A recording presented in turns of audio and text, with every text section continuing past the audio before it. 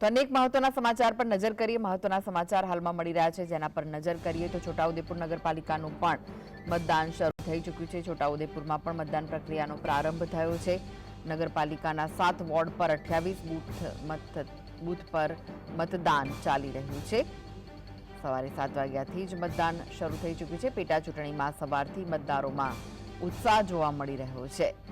તો છોટાઉદેપુર નગરપાલિકાનું પણ મતદાન શરૂ થઈ ચૂક્યું છે। સવારે 7 વાગ્યાથી મતદાન શરૂ થયું છે, જે સાંજે 6 વાગ્યા સુધી ચાલશે। નગરપાલિકાના 7 વોર્ડ પર 28 બૂથ પર મતદાન પ્રક્રિયાનો આરંભ થયો છે। લોકોમાં ઉત્સાહ જોવા મળી રહ્યો છે। પેટા ચૂંટણીમાં સવારથી મતદાતાઓમાં ઉત્સાહ જોવા મળી રહ્યો છે।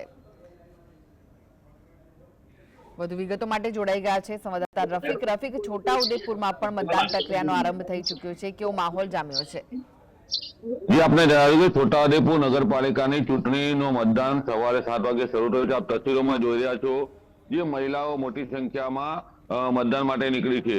આપ દ્રશ્યોમાં જોઈ રહ્યા છો, છોટાઉદેપુર નગરપાલિકાના 28 જે બેઠકો છે તેના માટે મતદાન સવારે શરૂ થયું છે। 28 બૂથ બનાવવામાં આવ્યા છે, જેનાથી મતદારોની લાઈન નહીં પડે, પરંતુ મતદાતાઓ સવારથી મોટી સંખ્યામાં ઘરોમાંથી નીકળીને મતદાન કરવા માટે પહોંચ્યા છે। આપ દ્રશ્યોમાં જોઈ રહ્યા છો, જે લાઈનો સવારથી લાગી છે તે સતત લાઈન લાગેલી છે અને મતદારોની સંખ્યા ધીમે ધીમે વધી રહી છે। સવારથી લોકો પોતાનો મત અધિકારનો ઉપયોગ કરવા માટે, પોતાના ઉમેદવારને ચૂંટવા માટે, મતદાન માટે લાઈનો લગાવી છે। સાથે મહત્વની બાબત એ છે કે છોટાઉદેપુર નગરપાલિકામાં ભારે ઉત્સાહ જોવા મળી રહ્યો છે। 28 બેઠકો જે નગરપાલિકાની છે તેમાં 99 જેટલા ઉમેદવારો છે અને જેના કારણે વધારે પડતા ઉમેદવારો હોવાથી જે લોકો છે તે મતદાન કરવા માટે નીકળી રહ્યા છે। જી, આભાર રફીક સમગ્ર માહિતી